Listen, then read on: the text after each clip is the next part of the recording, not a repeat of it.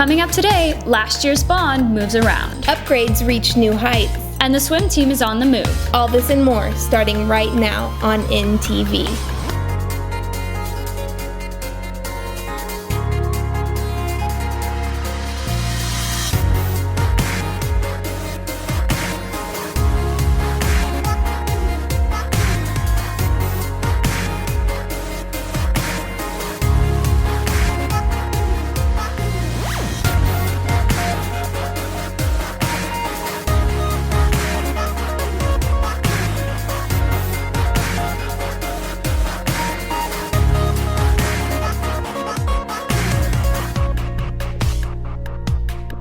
Good morning, McKinney North High School. I'm Sarah Taylor. And I'm Ashley Jones. In May of last year, a bond was passed by McKinney residents consisting of $220 million worth of renovations district-wide.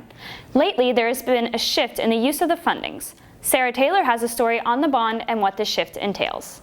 McKinney ISD Board of Trustees President Bobby Amick clarifies that the bond has not received any massive changes, but simply a shift in costs. We're essentially an increase in cost due to the cost of concrete had gone up dramatically. Those didn't represent really any changes to the project, just an increase in cost. With the bond's plans beginning, Amick explains when the projects are to be completed. The entirety of the bond will be phased in over the next 5 years.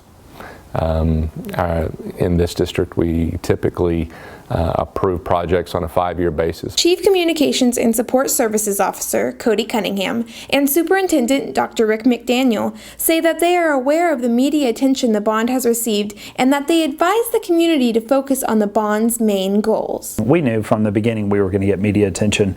I think when you propose a project like a stadium, especially if it's a really nice stadium, it tends to attract attention. We saw it in Allen when they built their $60 million stadium. I know the media typically, if they have a topic that will generate lots of buzz, then sometimes the way it's portrayed is not exactly how it truly is. They might try to convince you that the majority of this bond has always just been about a stadium, but to me that's never been the case.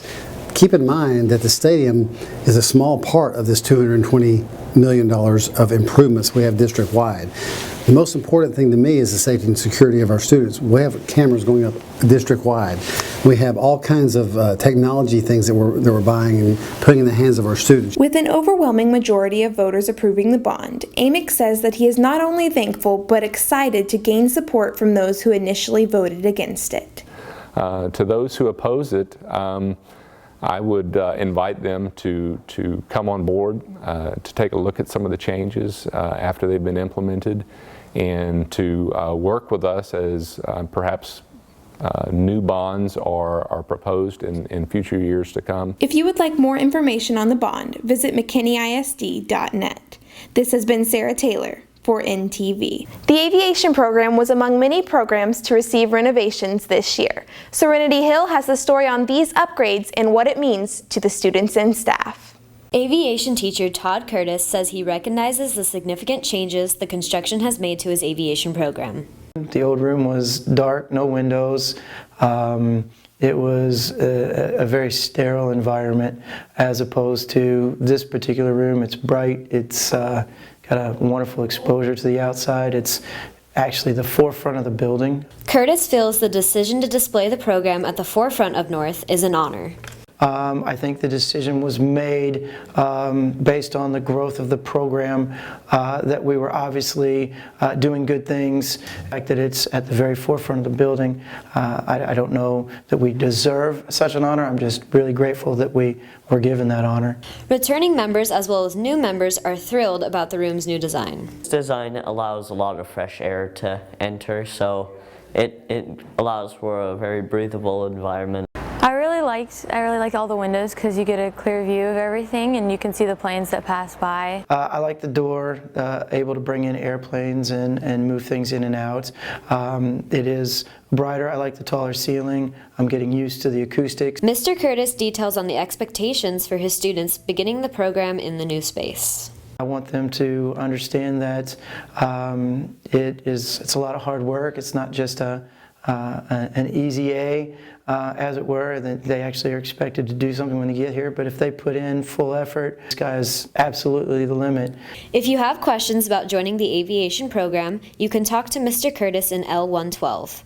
This has been Serenity Hill and Eric Castro with NTV. And now here's Sarah Taylor with sports. Thanks, Ashley.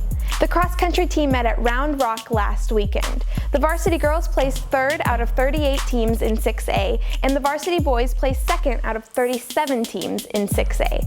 Additionally, varsity runner London Colbreth won her last meet, placing her at 1st in the state and 2nd in the nation. The next meet is tomorrow at South Lake Carroll. The district meet will be on the 18th at Myers Park. The football team is off to an exciting start in their district play. They faced Carrollton Creekview last week and won, placing them at 1-1 in district. They play Lake Dallas tonight at home. Kickoff is at 7.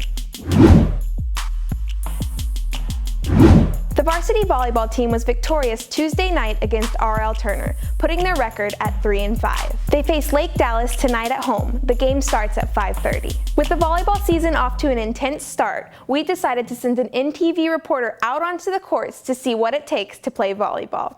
I'm James Robinson, and I'm here at the Gymnasium Joyce to go practice with the varsity volleyball girls. Let's see how this goes. Step 1, you need knee pads. Yeah. You got it? And then we gotta get chairs, right? Are we having the seniors do this? Okay, so when you serve, you always want to make sure you have a good toss.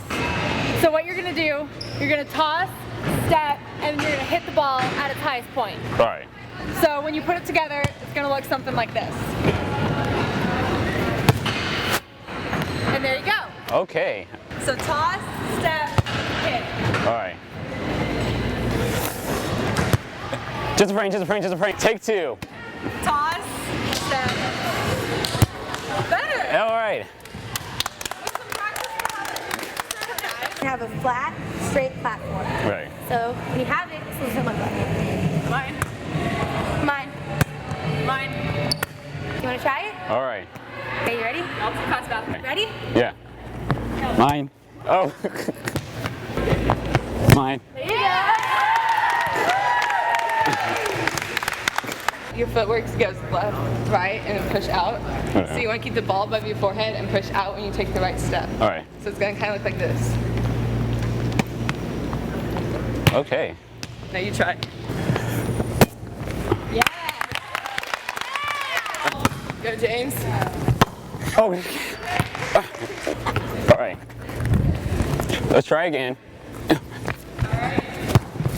All right. I was close. Okay, so when you're going to hit, you're going to do a left, right, left approach. So it's going to go left, right, left, jump, and hit. Okay. So it's going to look like this. 4.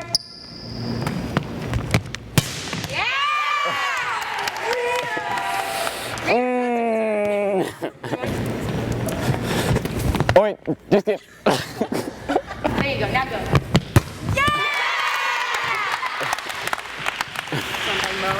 For right side, it's going to be the same approach you took on the outside, but it's just like a different angle of the court. So it's going to look a little bit like this.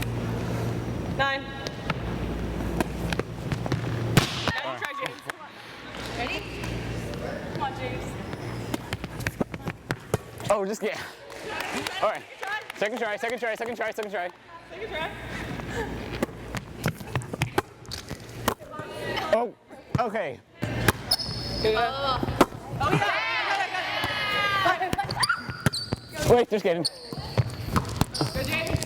Oh. All right, dogs on 3. 1, 2, 3. Dogs. Oh. Good job, James. Okay, so yeah, just take the shirt and leave those off. Well, guys, I tried out. They're not going to put me on varsity, not even on JV, but I have fun, and I'm pretty sure I did great. Stay tuned for when NTV tries something new. That's all for sports. Now back to you. Many people wondered why during construction there was no pool added for the swim program. Michael Jordan has a story about the swim team's commute. Head swim and dive coach, Coach Files, says that she has hoped for North to get its own pool for many years. I thought back in 2000 there should have been pool built when we kind of had a phase 3 option to our building, but I understand with economics and money that we have to wait our turn. Varsity swimmer Meg Yamada explains that she is thankful for an easy commute, but that it's the timing that often makes it stressful. The commute is fine and it's very smooth, but it's really hard to get out there because we have to get out there whenever the bus is going to leave. The team explains that with the new pool would come new recruits for the team. If we had a pool, it definitely would allow us more practice time. More time in the water obviously is going to allow us to train more and just increase their endurance so that we can swim faster when need be. It might also be able to allow other people to practice and join our team that don't necessarily have the option when we have to travel so much. I think it would be better if we had our own pool because I feel like that would draw more people since they actually are able to see a pool on the campus. They're like, oh wow, we actually have a swim team, we can swim. Despite the time constraint a commute places on the team, Coach Files says that commuting has shown her many benefits. I actually like getting out of campus, out of North, and going to a different place. It's nice. We get to see what it's like outside when we have to travel back and forth. It's just seeing different atmosphere and not being stuck in one place all the time. Yamada says that she believes with more fans would come a larger budget for the team. I think because swimming isn't as recognized in our school, so definitely if we had like more fans, more people would want us to spend more money on everything that we do. If you'd like to attend the team's next meet, it will be October 18th against Prosper at home at 6 o'clock. This has been Michael Jordan for NTV. That's all we have for you today. For more news and sports information, follow us on Twitter at MNHSNTV. Thanks for watching. And have a great weekend, Bulldogs.